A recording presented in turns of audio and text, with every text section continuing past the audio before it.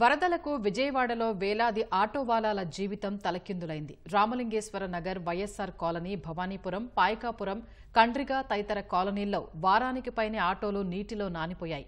ఆటోలను mechanic షెడ్డులకు తరలిస్తున్నారు. పూర్తి వాహన బీమా వచ్చే పరిస్థితి కనిపించడం లేదని ప్రభుత్వం కనీసం ఒక్కో ఆటోకు 20,000 సాయం చేయాలని కోరుతున్నారు. వరదల ప్రభావంతో ఆటో వాళ్ళ జీవనం అస్తవ్యస్తంగా మారింది. దాదాపు వారం రోజుల పైగా ఆటోలు బయటికి తీయకపోవడంతో ఆర్థికంగా నష్టపోవడంతో పాటు పూటగడిన పరిస్థితి నెలకొంది. ప్రస్తుతం మనతో కొంతమంది ఆటో చోదకులు ఉన్నారు. ఈ వరదల వల్ల వాళ్ళు ఎలాంటి ఇబ్బందులు పడ్డారు వాళ్ళని అడిగి మరిన్ని విషయాలు తెలుసుకుందాం. సార్ చెప్పండి, మీరు ఎక్కడ ఉంటారు, అసలు ఈ వరద వల్ల మీకు ఎలాంటి నష్టం జరిగింది? నేను 2000 సంవత్సరంలో కండ్రిగా ప్రాంతంలో వెళ్ళాను. మారుతి ఈకో వ్యాను నేను మారుతి షోరూంలో పెట్టాను. నిన్నే మాకు ఇన్సూరెన్స్కి క్లెయిమ్ పెట్టాక అడ్మిషన్ వేశారు. 3,50,000 చిల్లర అడ్మిషన్ వేశారు. అది ఇన్సూరెన్స్ కంపెనీ వస్తుందా రాదా, అసలు నేను 3,50,000 కట్టే పరిస్థితి నాకు ఉందా అనేటువంటిది బాధల్లో ఉన్నాం. అదేవిధంగా ఆటోలు కూడా మినిమం 30,000, 40,000, 50,000 రూపాయల దాకా కంపెనీలో బిల్ వేస్తున్న పరిస్థితి ఉంది. బండ్ల కిస్తీలు ఉంటాయి, ఆ ఫైనాన్స్ వాటి పరిస్థితి ఎలా ఉంది? 99% ఆటో డ్రైవర్లందరూ కూడా బయట ఫైనాన్సులు తీసుకున్నటువంటి వాళ్ళు. ఈ రోజున కిస్తీ అమౌంట్ కట్టాల్సిన పరిస్థితి ఉంది. ఇప్పుడు ఫైనాన్సర్ ఒత్తిడి చేస్తారు.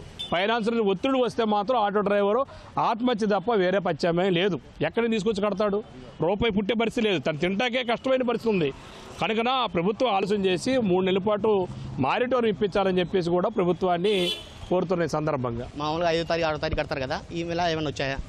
అంటే వాళ్ళు డేట్ ప్రకారంగా వాళ్ళు కిస్తీ కడతారు లేదు చూస్తారండి. కిస్తీ కట్టకపోతే వాళ్ళు బయటకు వచ్చేసి రోడ్ల మీద ఆటోలు పట్టుకుంటూ పోతారు, ఆపేస్తారు. ఆపేసిన తర్వాత ఏం చేస్తారంటే వాళ్ళు ఎప్పుడైతే వచ్చి ఆటోని ఆపుతారో ఆటో ఆపేదానికి కూడా దాదాపు 2-3 వేల రూపాయలు వేస్తారు, సీజింగ్ వేస్తారు. అదేవిధంగా ఆపిన కాంచి రోజుల్లో వడ్డీ వేస్తారు. నెల వడ్డీలు కాదు వాళ్ళది, రోజుల వడ్డీలు వేస్తారు, చక్కెర వడ్డీలు వేస్తారు. మీ కరోనాలో కూడా తిప్పలు పడ్డాం. మీ ఆటో ఇన్సూరెన్స్ క్లెయిమ్ చేశారా, ఎలా ఉంది? ప్రజెంట్గా మేమైతే కంపెనీలో బండి పెట్టామండి. వైరింగ్ కిట్లు లేక అవి వచ్చేసరికి 20 రోజులు పడుతుందని అంటున్నారు. 30-35 వేల రూపాయల ఆటోకి అయ్యే పరిస్థితి ఉంది. కాబట్టి ఇలాంటివి లేకుండా కంపెనీలో కూడా కావాల్సిన సామాన్లు కూడా ముందుగానే వాళ్ళు తెప్పించి మాకు మళ్ళీ స్కూళ్ళు బిగిన్ అయిపోయినాయి. స్కూల్ పిల్లలు మేము తీసుకెళ్లాల్సిన రవాణా మళ్ళీ మేము రన్నింగ్లోకి రావాలనుకుంటే మా వాహనమే మాకు ఆధారం. 20 రోజులు కంపెనీలో బండి పెడితే నాకు జీవనోపాధి ఉండదు, పిల్లలకి తోలడానికి కూడా వేరే ఆటో దొరకదు.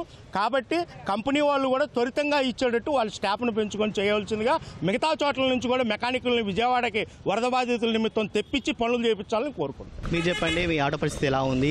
ఈ ఇన్సూరెన్స్ కంపెనీ వాళ్ళు క్లెయిమ్ చేస్తున్నారా? నాది B6 ఆటో, పర్వాలేదు. కొంచెం కంపెనీకి తీసుకెళ్ళాను. 2 రోజులు 3 రోజులు టైం పట్టిద్దని చెప్తున్నారు. ఎంత రిపేర్ అనేది ఎస్టిమేట్ వేసి చెప్తామంటున్నారు. ఎంత చెప్పినా మనం కట్టుకోలేని పరిస్థితి. ప్రభుత్వం నుంచి మీరు ఎలాంటి సాయం కోరుతున్నారు?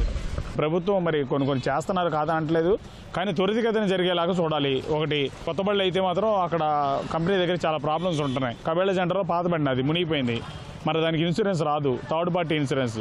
మరి మేము ఎట్లా బ్రతకాలో తెలియట్లేదు. మీ ఆటో మరమ్మతులకు ఎంత అయితే అన్నారు, అసలు క్లెయిమ్ అయిందా? మీకు బీమా క్లెయిమ్ అయిందా?